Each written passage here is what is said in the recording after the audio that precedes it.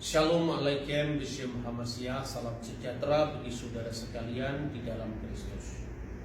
Saat ini kita akan membahas tema yang menarik, konslet logika para penghujat Tritunggal. Seperti kita tahu akhir-akhir ini banyak sekali di media sosial orang-orang Kristen sendiri yang karena keawaman mereka itu menghujat Allah Tritunggal. Dikiranya Allah Tritunggal itu berarti Tuhan lebih dari satu, atau tidak bisa membedakan antara Trinitas dan Tritheisme. Oleh karena itu, apa yang menyebabkan mereka itu tidak mengerti Tritunggal? Padahal jelas Tritunggal itu adalah ajaran yang esensial dalam Alkitab sendiri. Nah, untuk mendasari pembicaraan itu kita akan membaca kitab Taurat, yaitu Torah ya. Seperti kita tahu bahwa bagian kitab suci kita yang disebut Perjanjian Lama itu disebut Tanakh, itu singkatan dari Torah, kitab Taurat, Nevi'im, Ketubim, yang nantinya kitab nabi-nabi dan tulisan-tulisan suci yang lain yang oleh orang Kristen kita sebut Perjanjian Lama. Nah, tak usah jauh-jauh kita berbicara tentang rumusan gereja dalam konsili-konsili. Begitu kita membaca kitab suci Perjanjian Lama, kitab Taurat yang pertama namanya kitab Kejadian atau Sefer Bereshit, kita akan bertemu dengan teks seperti ini. Ini adalah teks The Dead Sea Scroll, naskah gulungan laut mati, yang membuktikan bahwa Alkitab kita itu selama 2000 tahun terjaga. Nah, ini adalah bagian pertama dari kitab Kejadian atau Sefer Bereshit. Mulai dari sini ya, ini kata Elohim et hasamayim vi et sa'aret. Pasal pertama, ayat pertama sampai dengan ayat ketiga. Apa yang ditemukan dalam naskah kuno yang berusia 2100 tahun yang lalu itu sama dengan terbitan modern seperti ini. Nah, di sini sudah bicara tentang Tuhan yang Tritunggal ada. Ayat 1 dikatakan Bereshit bara Elohim et hasamayim vi et sa'aret. Pada mulanya Allah menciptakan langit dan bumi. Vihaaret hayyitah tohu wa buku wa hoshek alfinete homwir ruah Elohim merakefet alfine hamayim. Bumi itu belum berbentuk dan kosong, kegelapan menutupi samudra raya, dan roh Elohim, ruah Elohim, roh Allah melayang-layang di atas permukaan air. Wa yomer Elohim, dan berfirmanlah Allah, Yehi or wa Yehi or. Jadi dalam teks ini pun kita sudah menjumpai bahwa Allah menciptakan langit bumi dengan segala isinya dengan firman-Nya dan roh-Nya. Maka ketika kita bicara tentang Tritunggal, Bapa, Putra, dan Roh Kudus itu bukan dalam pengertian tiga Allah yang terpisah. Lalu yang kedua, Allah ketika menciptakan langit dan bumi itu juga mewujudkan segala sesuatu melalui firman-Nya dan roh-Nya. Ruah Elohim merakefet alfini hamayim. Roh Allah itu melayang-layang secara dinamis dalam pengertian memberi hidup kepada ciptaan mula-mula yang belum sempurna itu dalam proses penciptaan lebih lanjut. Lalu berfirmanlah Allah, Yehi or, hendaklah ada terang, maka terang itu jadi. Dengan demikian, terang di sini adalah terang ciptaan. Tentu tidak bisa disamakan dengan Yesus berkata, akulah terang dunia. Lalu ditafsirkan Yesus diciptakan oleh Allah. Nah, dalam konteks ini kan Yesus itu firman Allah, seperti yang disebutkan di dalam Injil Yohanes pasal 1 ayat 1. Pada mulanya adalah firman, dan firman itu bersama-sama dengan Allah, dan firman itu adalah Allah. Allah menciptakan segala sesuatu dengan firman-Nya. Ayat 3, segala sesuatu dijadikan oleh Dia, dan tanpa Dia tidak ada sesuatu pun jadi yang jadi dari segala yang telah dijadikan. Maka terang di sini maknanya adalah terang yang diciptakan Allah, berbeda dengan sumber terang. Maka dalam pengakuan iman Yesus itu dikatakan terang yang keluar dari sumber terang. Jadi itu terang ilahi, terang yang qadim, bukan terang yang makhluk gitu.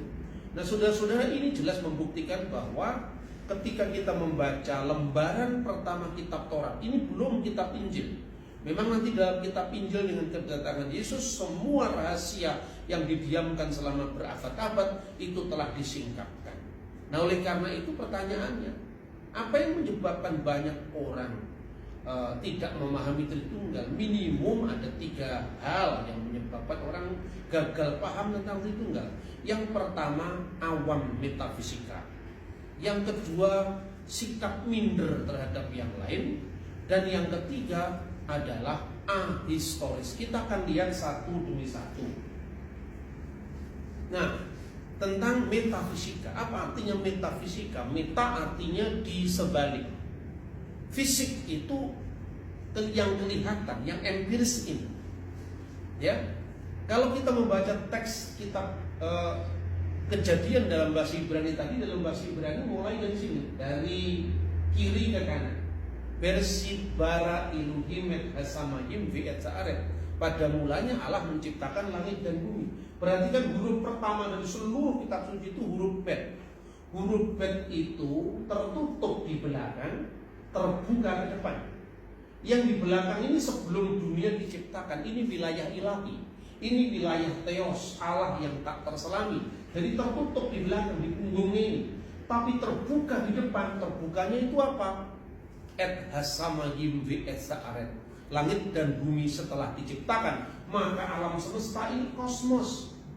Sebelum adanya langit dan bumi ini, Tuhan tidak terikat oleh ruang dan waktu. Sampai kini pun tidak terikat oleh ruang dan waktu.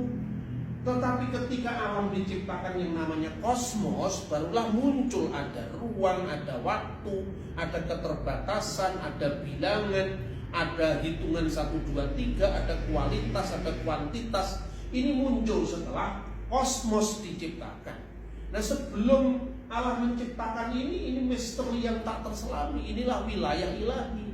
Karena itu tidak usah kita ngomong teologi pun, ketika kita ngomong logika. Misalnya Aristoteles, seorang filosof yang terkenal, itu membagi cara berpikir manusia itu ada 3 tahap. Yang pertama adalah tahap fisik. Jadi berpikir dengan tahap fisik itu pikiran yang paling rendah. Jadi seolah-olah kalau tidak ada bendanya, benda ini kotak, diraba dengan tangan, oh bener kotak. Ini bola, ini bulat, kalau nggak bener-bener diraba dengan tangan, ya orang nggak percaya kalau itu bulat. Itulah pengalaman yang paling paling rendah. Jadi kesan fisik, jadi pemikiran secara fisik. Baru ditingkatkan lagi, namanya matesis. Matesis itu menghitung, mengkalkulasi. Ketika Anda ditanya 5 kali 5 sama dengan 25, 25 itu bentuknya apa dong? Kita gambarkan jadi angka. Angka ini pun nisbi. Kalau orang Arab yang berpikir angka beda dengan angka Romawi, beda dengan angka Persia, itu simbol dari kalkulasi. Meningkat dari fisik, kemudian metasis, yang kemudian melahirkan ilmu matematika. Yang paling tinggi itu yang namanya metafisika atau teologia. Karena teologi itu bicara tentang Allah, tentu tidak bicara fisik. Jadi kalau ada orang Kristen yang mengatakan Yesus duduk di sebelah kanan Allah, lah berarti kan Allah di sebelah kiri. Lah ini gagal paham. Karena bicara tentang metafisik kok dia memakai ukuran fisik. Lebih-lebih kata duduk di sebelah kanan Allah itu ungkapan Ibrani yang artinya dia memiliki posisi dekat sebagai putra Allah, dan itu sifatnya kekal, maka dia akan menjadi raja yang kekal.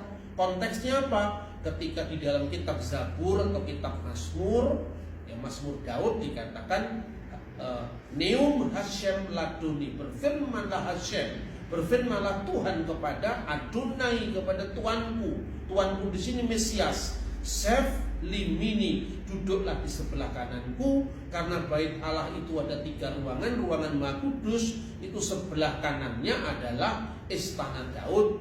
Jadi sebagai Mesias ada 3 dimensi, 3 jabatan. Yang pertama Mesias itu imam, kedua Mesias itu raja, dan ketiga Mesias itu nabi. Jadi kalau Yesus dikatakan nabi dan rasul atau raja, jangan dipertentangkan bahwa kan Alkitab hanya mengatakan Yesus itu nabi, kok disebut Tuhan? Kan Alkitab hanya mengatakan Yesus itu raja, kok disebut Tuhan? Ini juga gagal paham karena memahami kekristenan dari ukurannya dia sebagai seorang non-Kristen. Jadi yang pertama ingat itu adalah awam metafisika. Nah, saudara-saudara,